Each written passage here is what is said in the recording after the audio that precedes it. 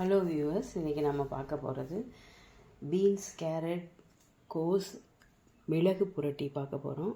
அதுக்கு ஒரு கடாயை அடுப்பில் வச்சுட்டு கொஞ்சமாக ஆயில் சூடானவுடனே கடுகு போடணும். கடுகு பொரிஞ்ச உடனே பொடிசாக நறுக்கின வெங்காயம் சேர்த்துடணும். வெங்காயம் லேசாக வதங்கினா போதும்.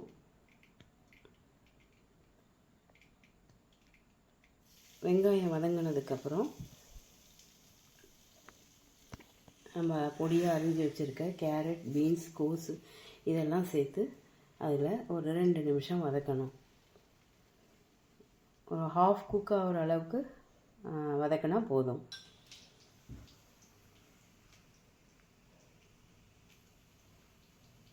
கேரட், பீன்ஸ் கட் பண்ணி வச்சுருக்கோங்க. கேரட்டு, பீன்ஸு, கோஸ் இதில் போட்டுருங்க. அதை வதக்கும் போது கொஞ்சமாக உப்பு சேர்த்துக்கணும். அப்புறம் கொஞ்சமாக மஞ்சள்தூள் சேர்த்துக்கணும். ரெண்டும் சேர்த்து கொஞ்சம் தண்ணி தெளித்து மூடி போட்டு மூடி வச்சிடணும்.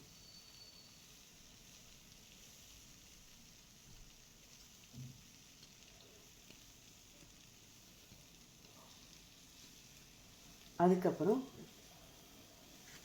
அதில் மிளகாத்தூள், நம்ம குழம்பு மிளகாத்தூள் சேர்த்துக்கலாம். அப்படி இல்லாட்டினா நீங்கள் வெறும் மிளகாத்தூள் கூட சேர்த்துக்கலாம்.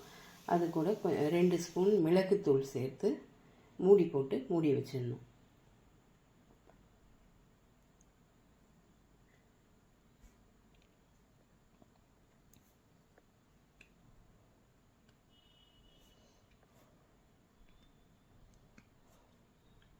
நம்ம கோஸ், கேரட், பீன்ஸ், மிளகு புரட்டி ரெடி ஆகிடுச்சு.